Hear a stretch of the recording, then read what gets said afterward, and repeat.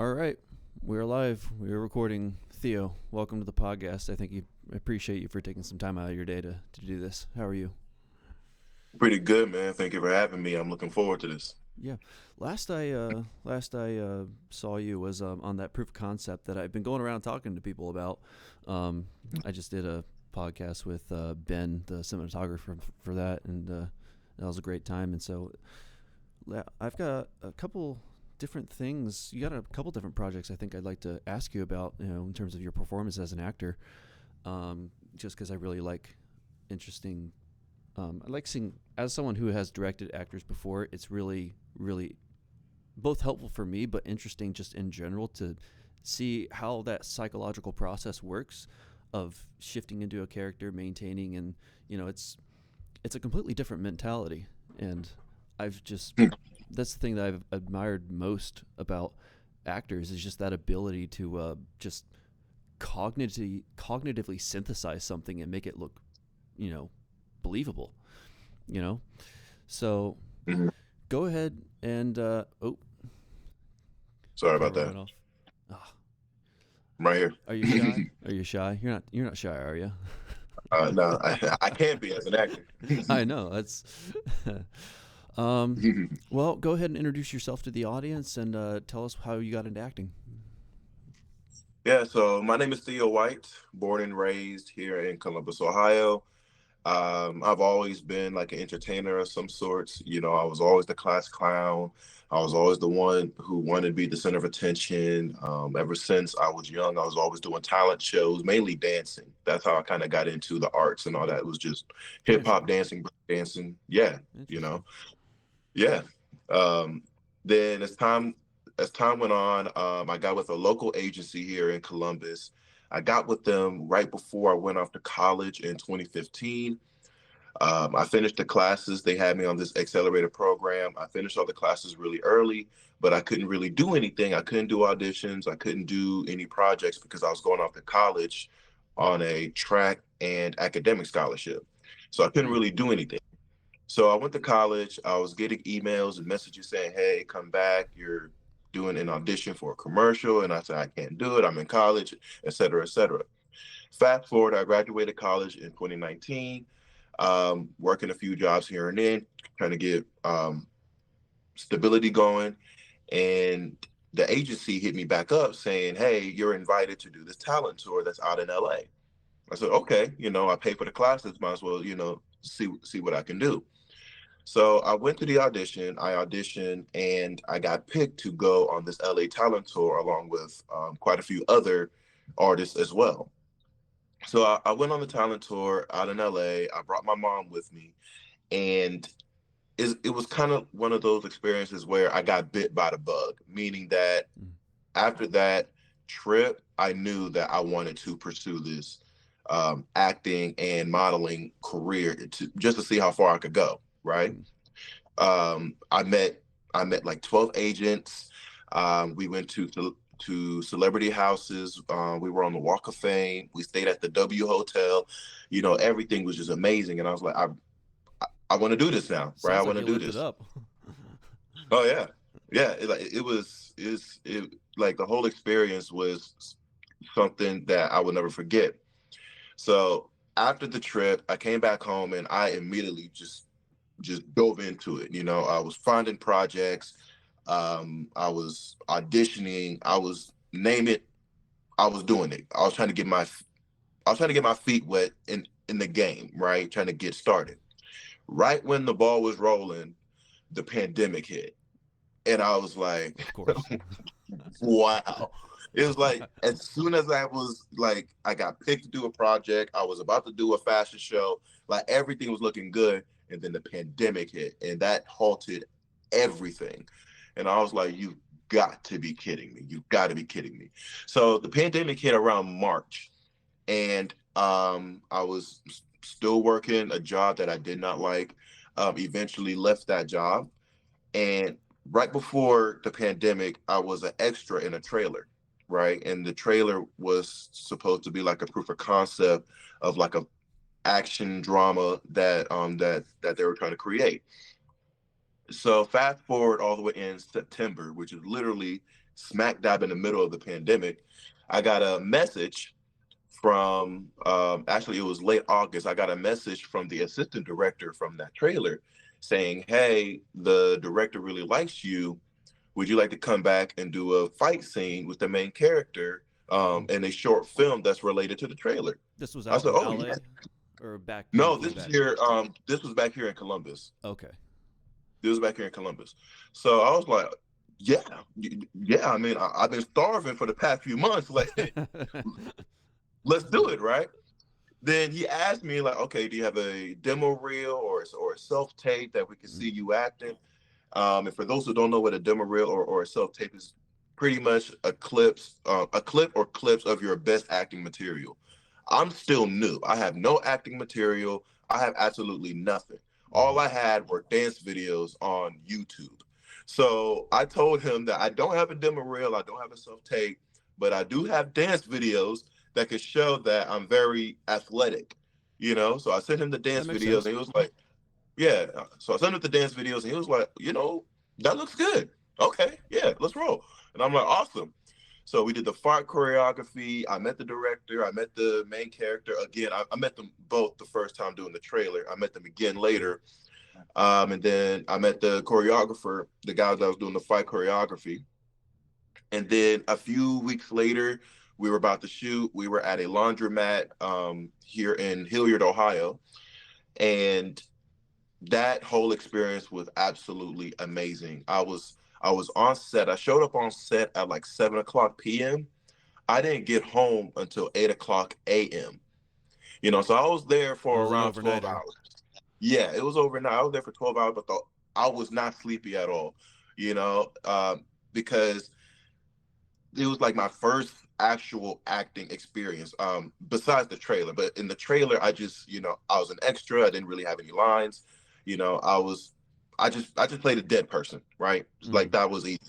But this was my actual first project where I'm talking, I'm acting, and then we get into the fight scene. And I was on alert. I had so much energy for that whole 12 hours where even when I got home, I couldn't take a nap because the whole experience was amazing. Like the cinematographer, he did a few projects that were on Netflix. Another guy has done a few projects that was on Hulu, and I was like this is absolutely amazing. And since that project, because that was in September of 2020, literally in the middle of the pandemic.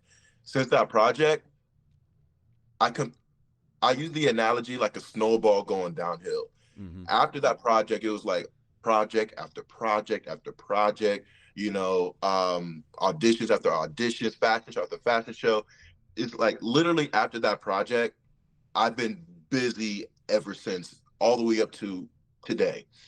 That project was like the birth of my career, so to speak. And since then, I just been acting, modeling, and just being an artist ever since. Do you do that full time? Um, I'm I'm transitioning it into full Okay. time. Right now, it's still part time, but honestly, it's like a heavy part time. Mm-hmm. Because I'm always doing at least 2 to 3 projects a month at this moment. So That's pretty yeah, busy. yeah, I try to stay busy. Well, during your trip out to LA, when the bug bit you, was there a specific thing or a moment that the bug bit you, or was it a slow, gradual chomping of the bug that just the whole experience bit you? Yeah, it was the whole experience. I would say that the peak of the experience were two things. One was visiting the celebrity houses. You know, seeing all of the houses that were out in LA. Granted, some of the celebrities, they have rumors about them, et cetera, but it shows what's possible. Mm-hmm. So that was enough to get me excited. I'm like, well, if they could do it, I could do it too, right? So that Yeah. was one. The second one was when we had to audition and meet the agents that were out there in LA. That was a great experience because it kind of gave me like a glimpse of what to kind of expect if you're trying to go far in this career. You know, meeting the agents, auditioning in front of them, hearing their feedback, and kind of understanding what it would take to be successful and have a long career and going far in this game of acting or in this game of modeling, etc. So I say those two experiences were like, you know what, I think I could do this. Let's see how far I could go. Nice, nice. And then, after you came back to Columbus, and then you've been consistently busy. You said for, ever since then. Mhm. What do you normally get approached to do? Is it specifically, things that are, physically intensive and athletic and fight scenes? And what's your biggest request that you get? So I would say it's a mix. Lately, it's been more physical lately, but starting out, besides that fight scene, or that action film, it's been mainly drama. Mm. A lot more drama. That's like mainly the projects that I kind of do now. Some comedy, but the majority have been drama. When it comes to physically intensive theater, um, I think I do more physical um, actions in theater because theater is just constant. There's no cutting, nothing. It's just Mm-hmm. constant, right? So in theater, I say is more physically intensive, but in general, it's just been a lot more drama projects for me. Lately, it's been more action. You know, I just did an action film near Logan, Ohio. Okay. Um, so yeah, so I did an action film up there, and you were on set of another action film that I did previously. Mm-hmm. So lately, it's been more action, but overall, it's been a lot more drama. Overall, it's been a lot more drama. Okay, cool. When you started doing drama, Hmm. um, describe to me the first emotional scene that you had to do, and how did you prepare to get into that role and in that headspace? I've done a lot of emotional scenes. You want me to tell you my first emotional scene or the one that was like the top one? Tell me your first one and how Yeah. you figured out how to do that, and then talk about the other one. So the first one was a scene in a film where I got like my first award, not individual award. It was like best casting ensemble, and it was a scene where I was in a car accident with a girl that I was on a date with, Mm. right? So we got into a car accident, and kind of leading up to it, she knew something was wrong with me because I cut myself on the date, and I was overreacting. And she was like, why are you overreacting? What's going on? But in that car accident, you know, with all the blood and all that stuff, we kind of woke up, and then she tried to like lean over to like, you know, take care of me or pass the blood. And I said, don't touch me, because my character had HIV, right? Mm. So that was kind of intense because because I had to act like I kind of had to act very, very cautious, right? I'm a naturally warm, open dude. You know, I shake hands with everybody, I give people hugs and all that. Mm-hmm. But in that character, I had to be kind of like closed off, even though I'm on a date with a girl. I gotta like, you know, don't touch me, stay away. So in order to kind of get into that headspace, I kind of had to keep telling myself, I'm secluded, I'm secluded, I'm secluded. You know, I'm trying to open myself up a little bit more because I'm on a date, but I'm bleeding right now. Don't touch me. Please stay away. And plus, this is a car accident. So I got to get into the headspace of being scared, being nervous, making sure I'm okay. Oh snap! There's there's blood on me. I don't want to infect anybody. I'm on a date with a girl that I really like. She's about to touch me. Don't touch me. You know, so a lot was going on in my head, and in order to kind of get into that, I literally had to tell myself I am secluded. I gotta be wary. I gotta be cautious. I'm also scared, and it took a lot of rehearsals, not just in my head, but actual like in action, like l- literally where you see here was where I was kind of practicing Mm-hmm. that that scene. So I did a lot of rehearsals in my head by myself, and that was the first that was the first emotional moment Mm-hmm. because I had to act in a different way from how I would usually act, because that project was also one of my earlier projects. So I was still learning the Mm. the industry and how to get into character. You know, I was still kind of green to the game. But that experience allowed me to kind of have a massive leap in my development as an actor, because I had to do something that was not who I am, so to speak. Right. Well, playing a character that is pursuing a romantic interest, but also has HIV, and then it has to come out at some point, and so there's a confessional element to that. How do you felt that when you were portraying that added a sense of vulnerability that was different to a different type of drama? Yeah, so it really got me out of my comfort zone, right? Because there's a negative stigma, especially for a man that has HIV. Mm-hmm. You know, like, what did you do to get that? You know, it's like, it's that whole negative connotation behind a man with HIV. So when the character was offered to me, um, I was kind of hesitant, because not just because of the negative stigma, but like I said, I'm still new. I'm still kind of green. So I knew that in order for me to grow, in order to kind of get a glimpse of how my career would be, I would have to be open to something like this, right? I would have to kind of get outside my comfort zone, and I will also have to be vulnerable as well. Naturally, I'm not a vulnerable type of person. I don't really like being vulnerable.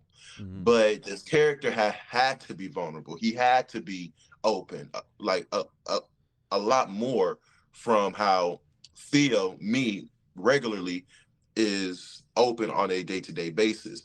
So I just like just tapping into that mindset that you got to be comfortable, you got to be open, you got to break through that barrier, kind of allowed me to fully embrace that character as a character that's trying to date but still have HIV. Mm-hmm. If that makes sense. Yeah, Does it that makes make sense? sense. Yeah. Well, emotional scenes. Well, because like going back to what you said, it's men. We have to learn how to be vulnerable. It's not our Yeah. innate. It's not one of those innate abilities. As opposed to, being a woman. They operate on more empathy and compassion, and so there is that. I would say it's probably easier for a woman to do that. But what about emotional scenes? Make them for you the most difficult because you're a man? Yeah. Scenes where like I gotta show sadness, so to speak. Like that one, like that moment I told you earlier, like a moment that was like my top one emotional Mm-hmm. scene. So it was a project where I was a struggling dad. I was a struggling dad, and I have a conversation with my son in the car. And my son, like, I bought my son comic books about Superman and all that stuff. And he makes a statement of that the reason why I love Superman is because no matter what hardship he goes through, he still does his best. And he was kind of hinting about talking about me As an as his analogy. father. Yeah. Yeah. So after that conversation, that was the first film where I actually cried on camera. The first Mm. ever film I've ever cried on camera, right? And when I think about it, it was kind of funny because after the scene and after the director said cut, it was like a 5 minute moment of silence, and the director said, "Theo, are you okay?" I was like, "Yeah.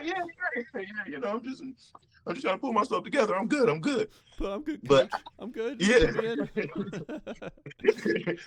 So like it was funny because it was just like an awkward pause, and all of a sudden, "Are you okay?" I said, "Yeah, I'm good." But after that project, like I literally sat in the car and I was like, "Wow, I really cried on camera." I don't like crying, like, Did you personally. deliberately try to plan to do that, or is this something that just came up naturally as the progression happened? It just came up naturally. It just came up naturally. Because we did multiple takes, and both of those takes I didn't really cry until like the last take. Mm. So it was like a buildup of my emotions, and next thing you know, tears are coming down my eyes, and like that really got me into the character, right? So that's kind of like, I would say, the most difficult part, because I don't and I always say this to people: acting is kind of like therapy for me, right? Because in my life, I kind of went through experiences where expressing myself, I would get negative feedback, or I would get a negative reaction if I were to express how I feel. If I was too happy, if I was too sad, or something made me mad, for some reason, I'll get like a negative reaction from people or just from certain situations Hmm. whenever I would express myself. But as an actor, you have to express yourself. You have to tap into Right. those feelings. You have to go there. So it's like a sense of therapy for me because I'm able to tap into emotions that I tend to close off. I Hmm. tend to put off, Yeah. right? But I'm about to play a character where I have to show that I'm sad. I have to show that I'm depressed. So I'm able to kind of deal with those demons, so to speak, but that allows me to kind of feel more comfortable within myself because I'm now portraying a character where I have to face things that I tend to close off, you know. Yeah. Is that the performance that you'd say that you're most proud of in your resume? It's up there. It's on my Mount Rushmore Mm-hmm. of performances because it was the very first film where I really got emotional. Um and it was also one of the first films where I felt it got to the point where I had to get outside of my comfort zone, and I was comfortable being uncomfortable. You know Mm. what I'm saying? Yeah. So I really grew a lot from that project. Plus, the project was a success. It was my first project where I got my first individual award. It was my very first one from that Nice. project, and I grew a lot from that project. It allowed me to like every other character after that project that I had to portray. I was able to kind of get into those characters a lot more because I broke a barrier of myself of being more open to how that character is feeling.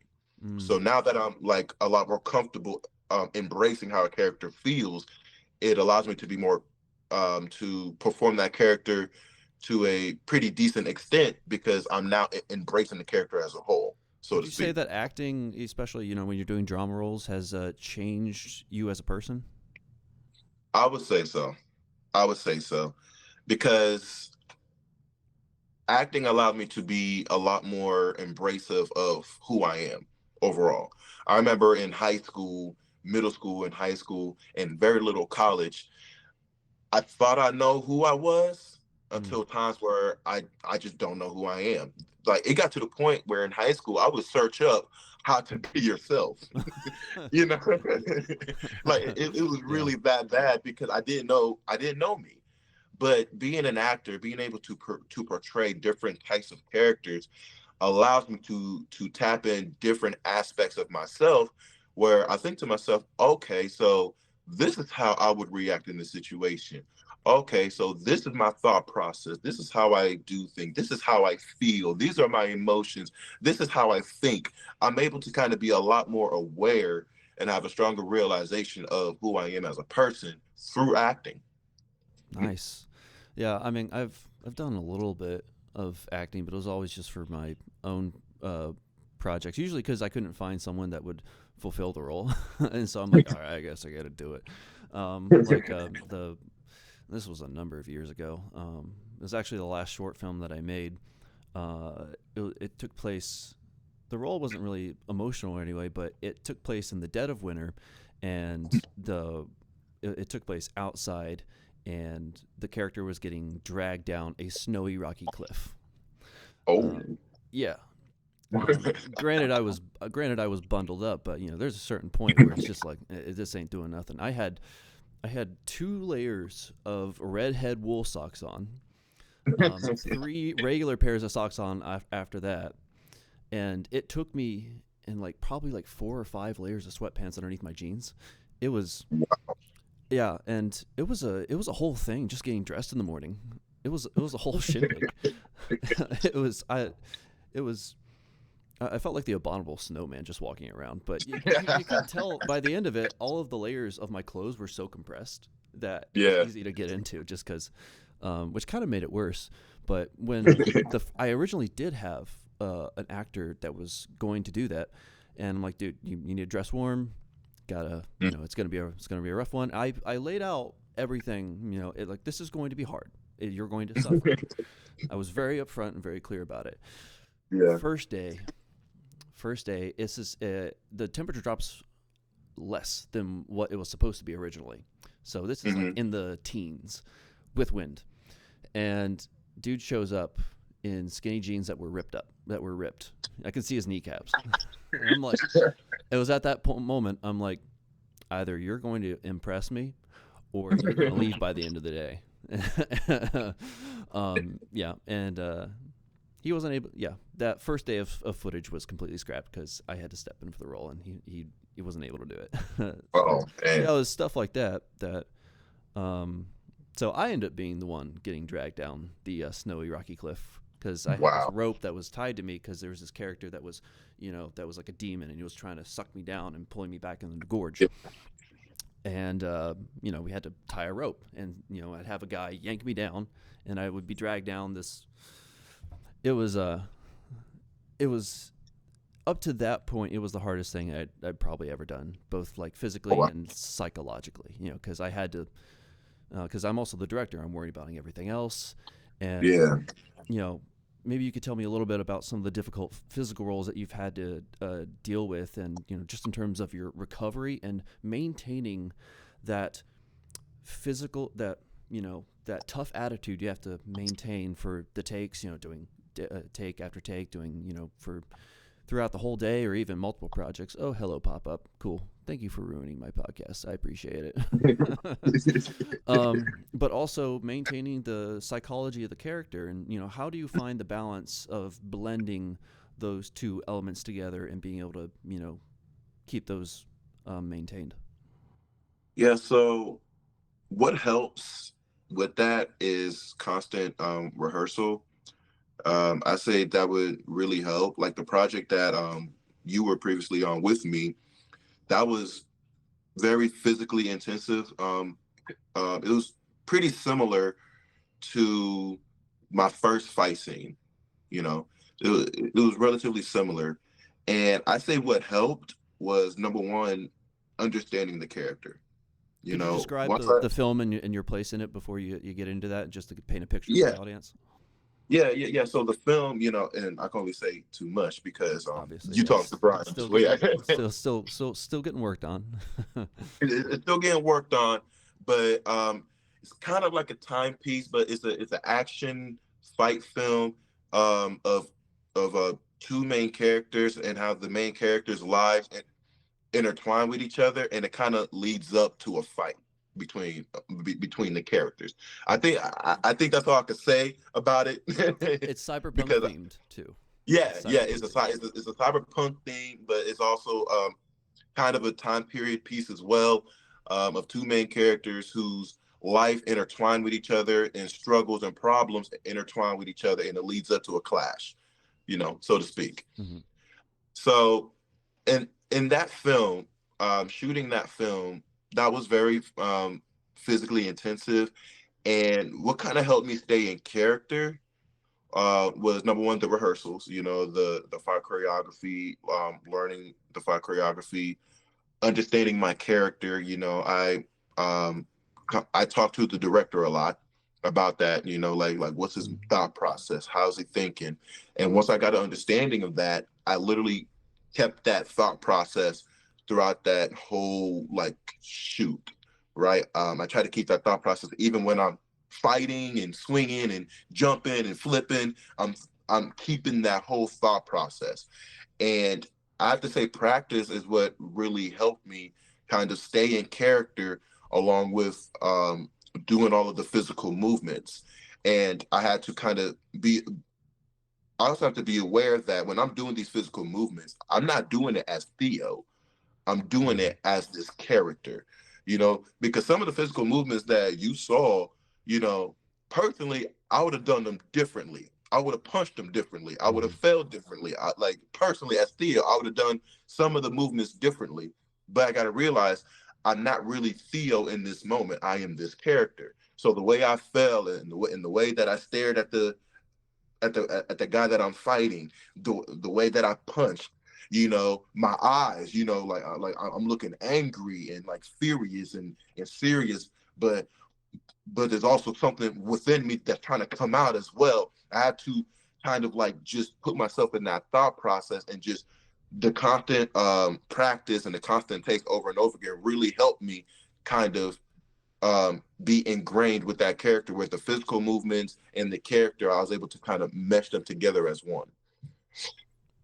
Well, especially for that role, to describe it without actually describing it, it was a very, it looked like you were in a very primal headspace Yeah. when it came to the movements, and you were doing, there were some somersaults in there, and a lot of different a lot of different things.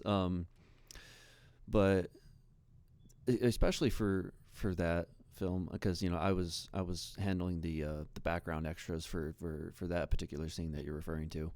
Mhm. When it came to watching you and your counterpart, and how the dynamic, because I don't think, have I done, no, I haven't done a fight scene yet. I've just done suspense in that way. But Mhm.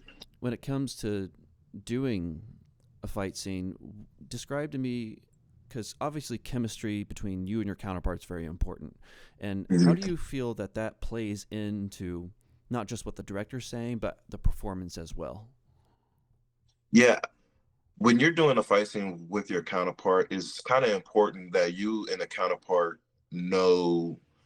It's pretty much important for you guys to know what the mission is. It's pretty much important to know what the goal is. But I also think it's important to know each other's comfortability. Mm. You know, is it okay that I grab you here? Is it okay that I flip you?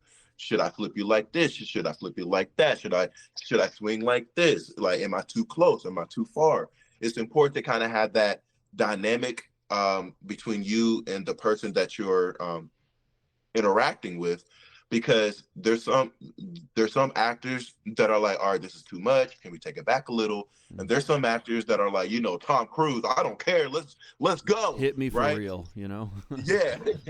Like, it's the actual fight scene, we're trying to kill each other for real, you know like, it's important to kind of to understand the actor as a whole. And what I liked about that film, my counterpart and I were, when it came to the action, we literally had the same thought process. We literally had the same thought process. Our thing is, how far can we go without literally hurting ourselves, right? Mm-hmm. Because my counterpart, he actually has some martial arts experience. Me, on the other hand, I'm an athlete, so I'm able to kind of adapt to martial art experiences, right? Mm-hmm. So the fact that we were able to kind of play with those two dynamics between us, and how, like, after every scene we were like, are you okay?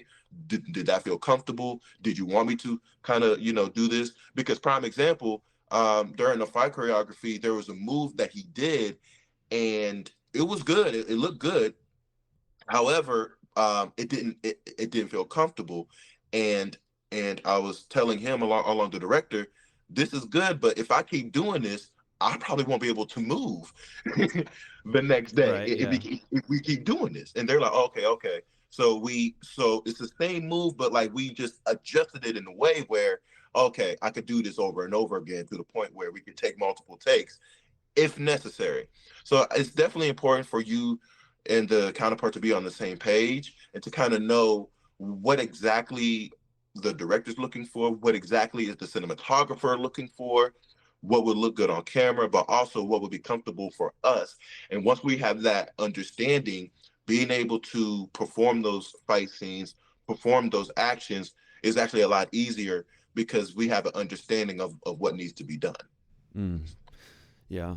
Well, I mean, fight scenes in and of themselves, it's like, well, you also, you got the choreography, Mm-hmm. but you, depending on how you shoot it, it could easily be a whole day ordeal. And so one of those things that, especially as, I would imagine Brian Jones, the director, Yeah. it was something that he had to figure out, because it was a late shoot.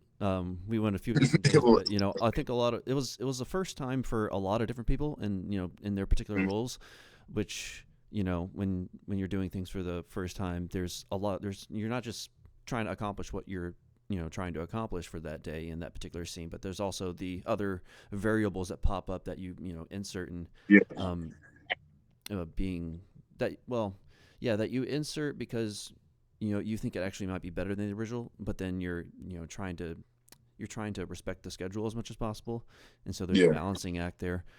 How well this goes reminds me of a question that I really like to ask actors because I can actually see a little bit more into their head is what was the last role that you turned down and why? Ooh, let me see. Because I've turned down quite a few. Lately, as time went on, I've turned down more. I'm trying to think. Okay. I think the character that I turned down was a character where he was like a police officer and they're there to investigate. It was him and his partner. They were there to investigate like a case. This is the first one that I could think of, right? Mm-hmm. They were there to investigate a case, and it was supposed to be like a comedy short film. It was supposed to be like 5 to 6 actors in it, with no really main character. But while the police officers are there and to investigate the case, one of the police officers confesses feelings to another police officer. Mm-hmm. And after he does that, they start going to Pound Town um, at the scene, On the job. right? Yeah, yeah, literally on the job. That they go to Pound Town, and when I saw that, like when I read that in the script, and the script was actually a decent script. It was actually cool, but that particular like part, I was like, how far are we going? Are you showing us? Is it implied? Do you hear movements? And Mm-hmm. it wasn't kind of guaranteed, and I just didn't feel comfortable. Nothing against it, because the guy who's the director of that project was the director of another project that I was a part of that was a tremendous project, right? So Right. when he offered it to me, I was thinking about, I'm like, I like working with him, but I had to turn it down because I just didn't feel comfortable playing. I just didn't feel comfortable playing that character because I know how far he was willing to take it in that scene. It wasn't really detailed for me. And last thing I want is to do something that I'm very uncomfortable with, but is also to the public. Right. so, Yeah. Yeah. so therefore, it could possibly hurt my career. I could get typecasted. It's Mm-hmm. like I Oh didn't yeah. know. Let's So hire Theo. yeah. He likes to fuck. right, right. So I'm like, now granted, I don't mind edgy type of characters. I don't mind that. Mm-hmm. I played an edgy character before. It's just the character where I don't know what's going on and it could possibly hurt me mentally, along with my career. I probably won't. I probably won't touch Did it. you I'll have any probably. conversations with the director or whoever was in charge of casting of like to what degree things were going to be taken and how far? Or did they just Um, not have a good idea of how far they'd like to take it yet, and that's kind of I why? think that he did describe it to me, and one thing, our conversation was through text, and that's like with something like that, you talk over the phone Yeah. or in person. Mm-hmm. But like even through text, it it didn't really make sense to me. It didn't really make sense because his thing, like, it's implied, but like people will hear you, and people will kind of see the movement, but it's still implied, so therefore they won't see anything. And I'm like, Mm-hmm. if it's implied that they won't see anything, how can they still see and hear? Like, it's not really making Right. sense to me. So I just kind of had to politely turn that down. Nothing against the director; he's a great director. He's a great guy. We plan on working with each other again eventually. It was just that, like, in that particular like project for that character, I just did not feel comfortable playing him. Fair enough. When because you started, you started trying to pursue this full time as much as possible in 2019, right? 2020. 2020. Okay, you Yeah, graduated. You the graduated 2019. process started in like 2015 when I got with the agency, Mm. and the trip to LA was in 2019. Okay. But my first ever projects was in 2020. In the last 4 years, then, what are the? Because obviously, you're getting your feet wet. You're going to go up. is there a role that you regretted taking that sort of set the benchmark of what to look for as a red flag in the script or the director, or just, because when you're first starting out, you're taking what you can get. You're Yeah. putting yourself out there, and so that also inevitably will give you I talked with Beth actually about this of just what are some experiences that taught you a lesson in terms of how to discriminate of what to look out for in terms of either the script or the crew, and what was your first experience with that? My first experiences, because there's two that come to mind. But the first experience was like 2021. It was after I'd done my first few projects. I'm kind of I'm getting used to the game now, right? Mm-hmm. I'm getting used to everything. I did a project up in Cleveland, right? I did a project up in Cleveland, and I was the main character along with another guy. We were like the two main characters, and that film, I have no idea what it was about. It made no sense. Some of the scenes made no sense.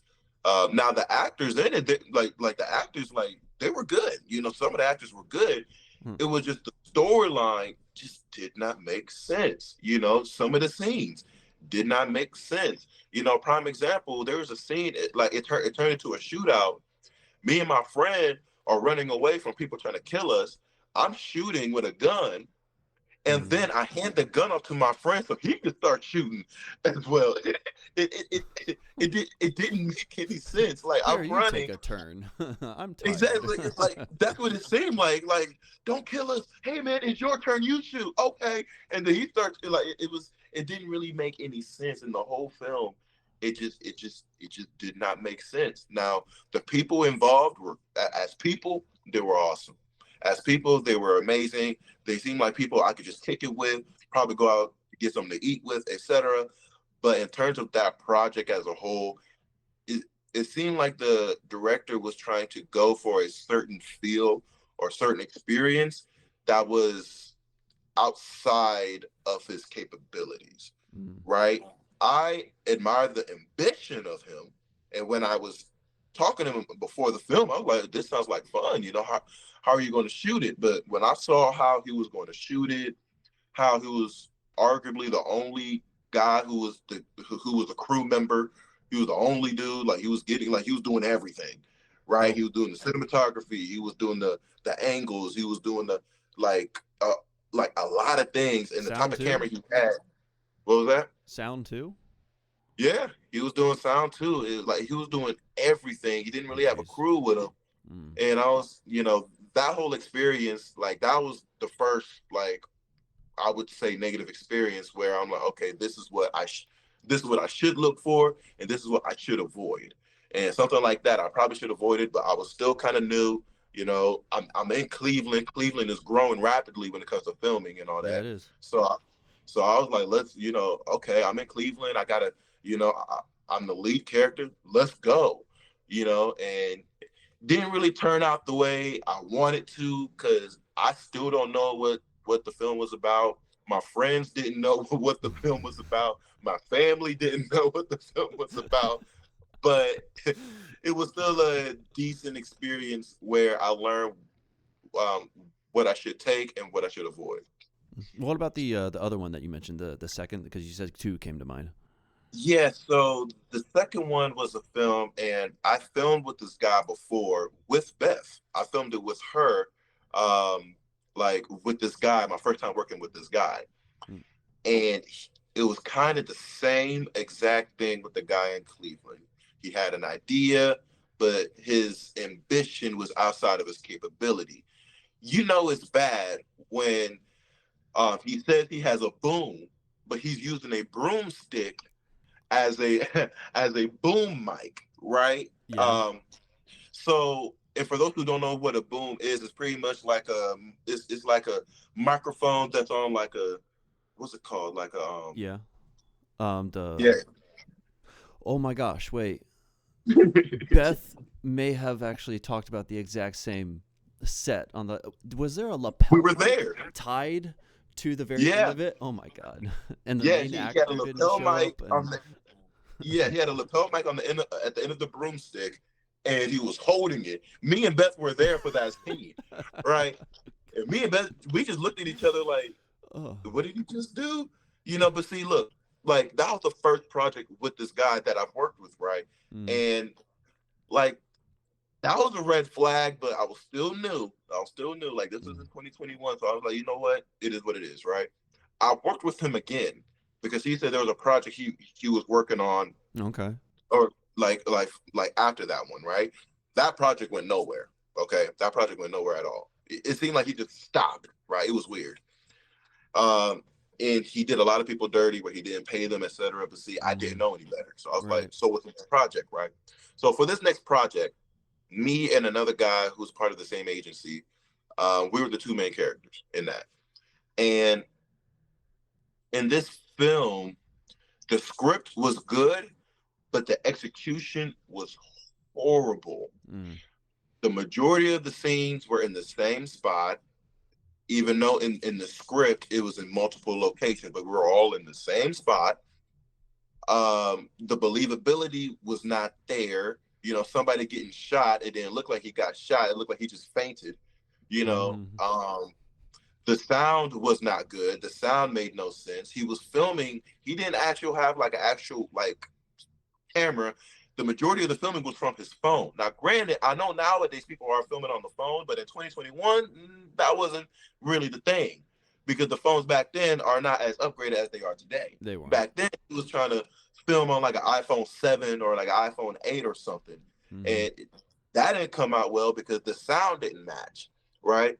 And like the execution, it just made no sense. And that project went nowhere. He tried to release it on Facebook, but when he released the project, Yeah. the whole film had music in the background where you could barely hear the actors talk. Dear God. You know, like you barely heard the dialogue, and there was music playing in the background. It's just that whole project just made no sense. Plus, I was like 23 at that time, Right. and my son, the guy, like the kid who played my son, he was like 12 years old. So I looked like his big brother, but my character was his dad, and I'm just like, okay, that don't really make any sense, but okay, you know. So that was another project where I was like, yeah, I probably should avoid these type of things as well, Mm-hmm. you know, because he had all these ideas. He said all these characters are going to show up, all these type of actors, because he said he has a nephew who is a famous battle rapper who was going to show up on set. He never showed up, so we were like 2 hours behind almost every day. I'm waiting on people to show up, and it's just the whole thing made no sense. The How whole did thing made no sense. how did you like try to? I mean, obviously, there's even when things aren't going right, and there's still a degree of professionalism that I would imagine you try to at least superficially give off, just to at least keep the peace, and just and also like out of respect to your craft and just everyone else on the crew. Yeah. But when it's that bad? What was the mood like between everyone else that was just looking at the same situation that you were at? The mood kind of dropped towards the end of the film. Like Yeah. in the beginning, we were all excited because it's a new project. We're about to be on camera. We're about to do this. We're working with so many great people, Mm-hmm. you know. But as the execution became very weird, as the execution made no sense, the mood or the morale on set was like, let's just get this over with. Let's just get this over with. You know, Right. we already came this far. We can't just quit now. Let's just wrap it up and then never come back to this again. That was pretty much the It became a mindset, you know. chore. Yeah, Yeah. yeah. Like a lot of people were not happy because it made no sense. The professionalism from the people that were like the head of it, the professionalism dropped a lot. You know, Mm. it's like for an example, one time like we're supposed to shoot this final scene, right? And out of nowhere, we, we were in the cold, right? It was freezing, kind of like how it is now. We were freezing, and out of nowhere, the director just left. because he wanted to get breakfast. Like he just left, and we were like, "Where did What? he go?" Yeah, like we were like, "Where did he go?" And He they're like, didn't "Oh, say he left." anything. He didn't say, "All No, right, time for a break. We're no, gonna go have we saw him lunch." walking, and we thought he was going to get somebody because like the way he was walking. But then it's been like an hour or so. He didn't come back, and they're like, "Oh, him and somebody else went to get something to eat. They went to get breakfast." And we were like, "So he just left us here in the cold to go get something to eat? Like, are you serious right now?"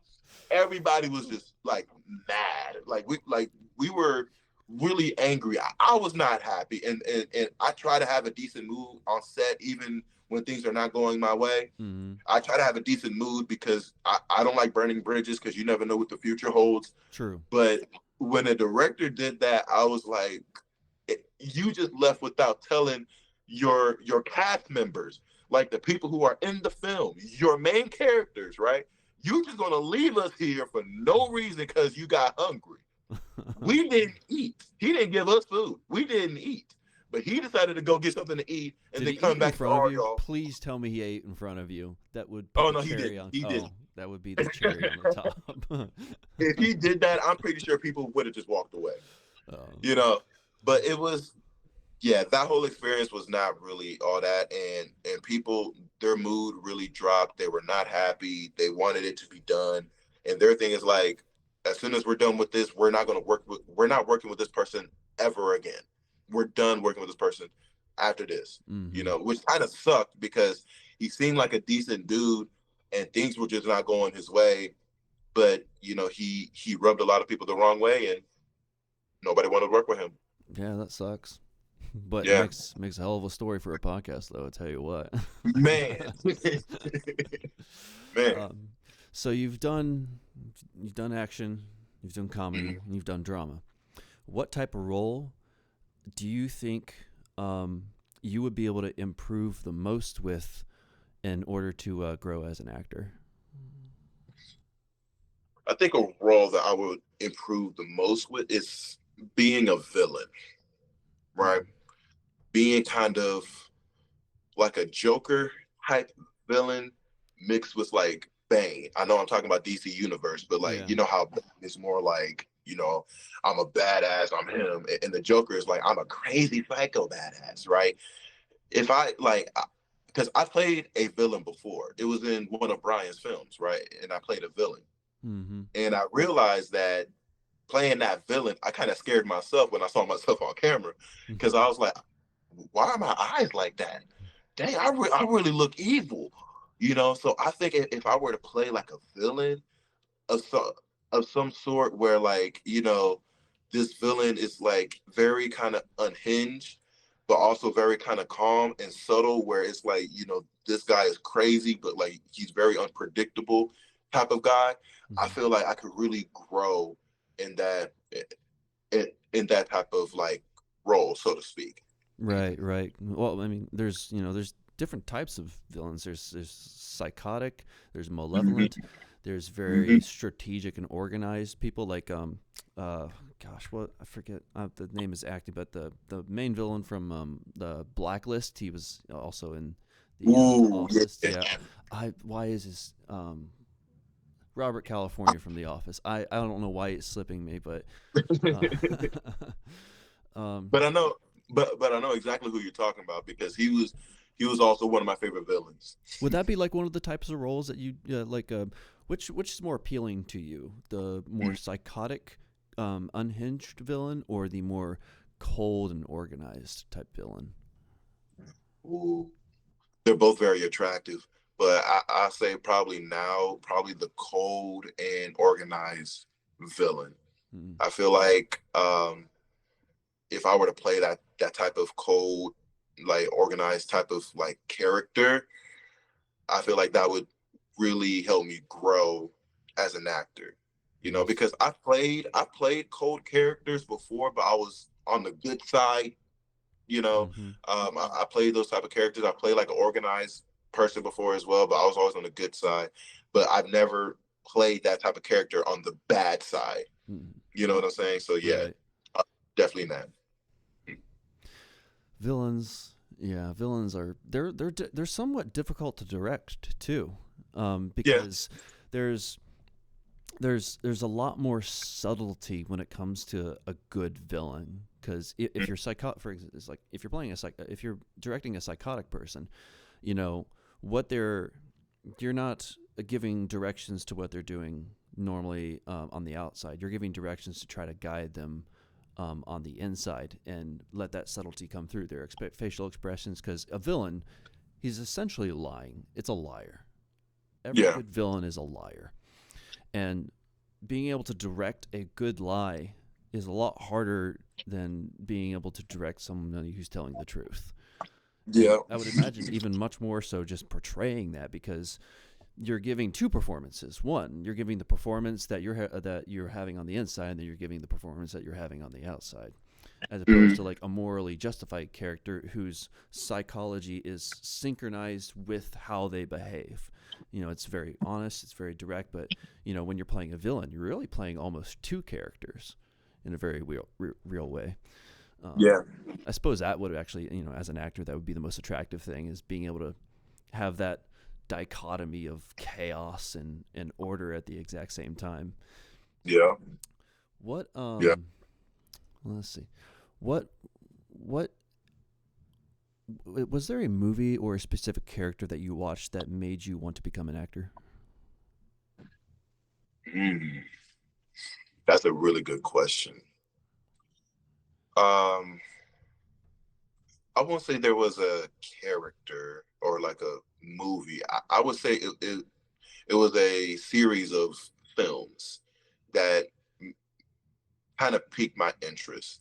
Mm-hmm. And it was mainly action films. Like my favorite movie or favorite movies of all time is Transformers 1 and 2 with Shia LaBeouf and Megan Fox. Those are my two favorite movies of all time because of the action, the Transformers, the comedy behind it, Uh-huh. the actors. You know, um, that that kind of like when I think about it, because I was like in fourth, fifth, and sixth grade when those films came out, and when I think about it, I think that's kind of where it started. Where I'm like, what would it be like to be on an adventure while also fighting aliens and also cracking jokes? Like, It's a good what time. would that be like? That would be awesome.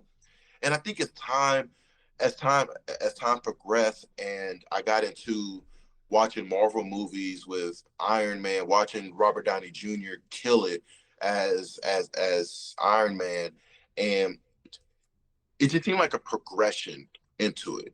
It seemed like a progression because, A like I said seduction. earlier, yeah, A slow pretty much. seduction, yeah. Yeah, it was a very slow seduction because I remember when I got with that local agency that got me started with everything. They had like an ad on Pandora. That's when Pandora was very popular. So they had an ad on Pandora, and I kind of begged my parents, like, yo, can I, check out this agency, because I've always thought about doing this. I've seen all these films, Right. and I thought about doing this, and they put me in, and next thing you know, here I am, right? So it was like a series of films that kind of got me into it. It wasn't like one film or one character. It was like all of it together that got me into it. Mm. Yeah, I like that phraseology. The slow seduction of cinema. It definitely was a slow production. Well, to close this off, I always like to ask people, what advice would they would give to someone in their respective fields. But specifically, I'm going to paint a scenario, and then I want you to give advice to this particular person in this scenario. Okay. There's someone who wants to be an actor, Mm-hmm. but there's good reason to think that they would be very good at it. They actually had people like, hey, why don't you become an actor? Perhaps it's a very extroverted person, that is very people oriented, and they're a performer, maybe even a class clown, for example. But they, when it comes to being able to give a good performance, there's that innate, insecurity that you have to deal with in terms of being on camera. What advice would you give to the newbie in order to face that part of himself, in order to go all out in acting? So you're saying that he's insecure of being on camera, Yeah. pretty much. Mm-hmm. My advice is for him to kind of film himself starting out, you know, to kind of get himself used to being on camera. Like find a monologue or a commercial script or probably like his favorite movie or show, grab a line from that, put set up your phone in front of you and try to reenact that scene. You Mm-hmm. know, try to reenact that monologue, the script, or whatever character that you saw, and just continuously do that in front of your phone over and over again to where you become more comfortable seeing yourself having something in front of you or having something on your side. You know, you can even try to act like, you know, you're looking this way and the camera's right here. You know, just kind of practice with your own phone over and over again, and then kind of like build from there. You know, once you get comfortable practicing on your own phone or on the phone, then maybe have somebody watch you, like one person. Have somebody watch you shoot. It doesn't have to be a person. It could be like your cat or dog or a pet. You know, you know, Yeah. have something or someone or somebody there to watch you act, and then have them and then grow from there. Have them act with you, and just kind of have like a slow build, because I've seen it before, where people they want to get into acting, Mm-hmm. you know, because in real life they're funny, or in real life they're very expressive, and you're thinking like, wow, that person could be a great actor, like he could be a good actor, you know, she could be Mm-hmm. a great actress, she could kill it. But then as soon as they get on camera, all of a sudden they're like a robot, and they start talking, they start forcing the Yeah. action, you know, like for an example, they have to be happy. So instead of being happy, like, wow, that was amazing, they'll go over the top, like, oh wow, that was amazing. They would do too much, I've seen that before right? too. Yeah. Yeah. They You become a know, theater person like right off the bat. right? Like early, where like to the point where you tell them, like, hey, relax, you know, it's okay, you know. So I say a person who's insecure about that, instead of jumping into a project, even though that could be a good teacher, just jumping straight into it. That's how I got started. Mm-hmm. But the difference is when I started, I wasn't insecure about being on camera, mainly because I told you I was a class clown. I wanted to be the center of attention. Right. Yeah. Yeah. So if I saw a camera, I'm like, put me on camera. I'm ready. You know. So like for me, I didn't really have that issue, but I've known people who have that issue, and what I've learned, and because I used to like teach acting as well for those who are uncomfortable, you know, uh, start off with your own phone. You set up your phone, something like this, right? Probably have it horizontally, and just start acting. You know, just pretend you're somebody else, or portray a character that you like, or say a monologue that you found on Google, and just say it to yourself. You Mm-hmm. know, another way a person can practice, because this is what I do sometimes. I, I sometimes just act like I'm a different character randomly. You know, when I'm going to a store, I try to act like I'm a suspicious person trying to buy some deodorant. You know, you know, I try to like just randomly just start acting like, yeah, I'll take the Old Spice. Yeah, two, 2 for 1. Yeah, I'll take the 2 for 1. Yeah, thank you. You know, and just and going about my day. And then That's funny. sometimes I act like a very active person, like, yeah, so I'm gonna give you some Jergens because I really need some lotion. Like my hands are very ashy. Do you have Jergens that are like, 16 ounce? You got 24 ounce. Let me get that. You know, I sometimes get very Yeah. I sometimes Yeah. I get know very what you mean. Yeah. expressive. Yeah, so like I sometimes act like different characters in my day-to-day life. So therefore it would be like a lot easier to get into a character if I'm offered to play a character.